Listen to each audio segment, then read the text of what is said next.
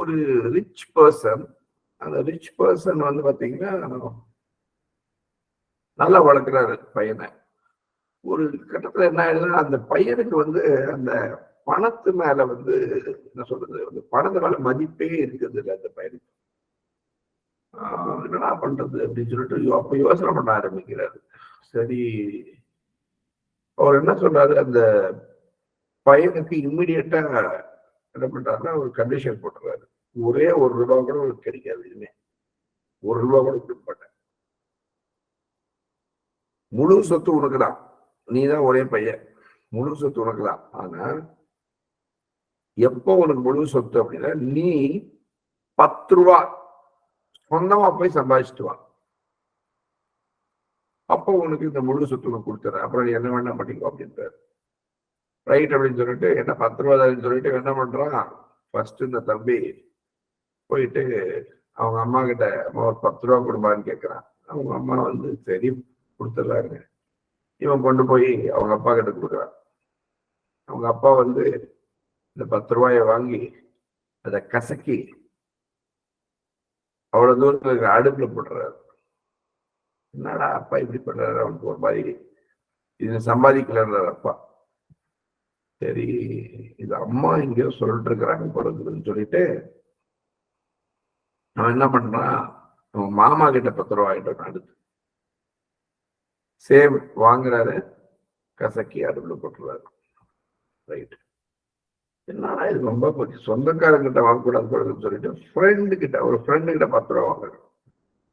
விடுறாருன்னா நீங்க இதுக்கு முன்னாடி பல செலவு பண்ணிருந்தாலும் அவனுக்கு கொடுத்துடலாம் அந்த பையன் ஃப்ரெண்டு. அதை வாங்கி அதை கொண்டு கொடுத்தா சேம் கசக்கி அடுப்பில் போட்டுறாரு, ஃபயர்ல போட்டுறாரு. என்னடா இது, இவருக்கு இது சம்பாதிக்கலன்றாரு. என்ன எப்படி உண்மை தெரியும்னு சொல்லிட்டு என்ன பண்றாரு, ஓகே இதுதான் பெஸ்ட் பிளான் அப்படின்னு சொல்லிட்டு இவர்கிட்ட இருந்த அந்த ஏதோ 1-2 பொருட்கள் கொண்டு போய் வித்துட்டு ₹10 கொண்டு வந்து கொடுத்தாரு. வாங்கி கசக்கி அடுப்பில் போட்டுக்கிறார்.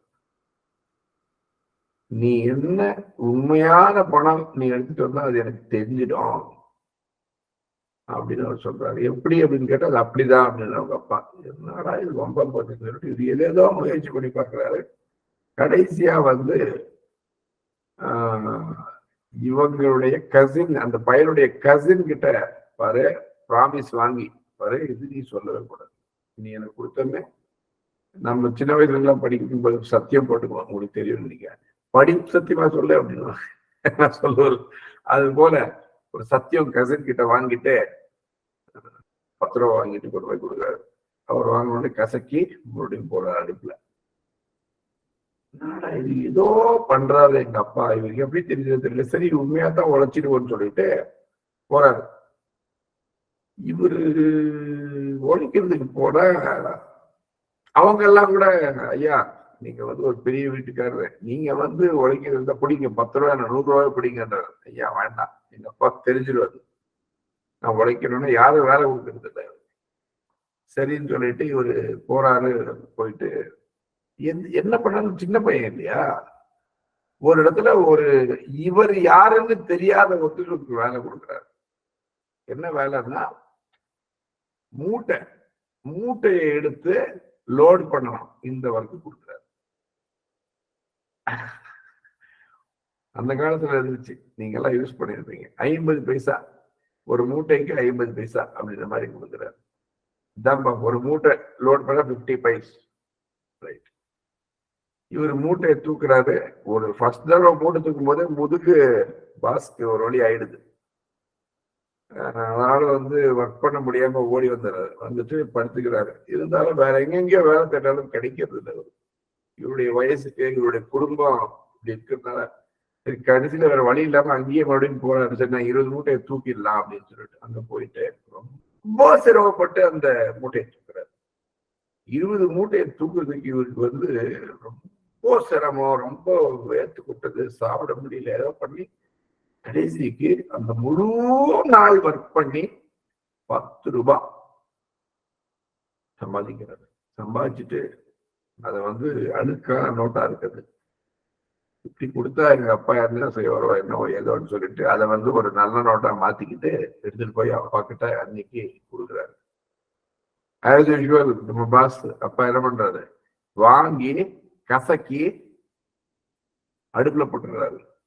இந்த பையன் பாருங்க அப்படியே தாவி ஜம்ப் பண்ணி போய் அந்த 10 ரூபா வந்து அந்த பயனுக்குள்ள விழாம கேட்ச் பிடிச்சது. அப்படி பிடிச்சிட்டு அவங்க அப்பாவை திட்ட ஆரம்பிச்சது. அப்படி அறிவு இருக்குது அவனுக்கு, எவ்வளவு கஷ்டப்பட்டு தெரியுமா, போய் தபால் மாதிரி சொல்லிட்டு திட்ட ஆரம்பிச்சது. இப்போதான் வந்து இது உண்மையான நீ சம்பாதிச்ச படம் தான் நம்புறேன்னு அவங்க அப்பா சொல்றாரு.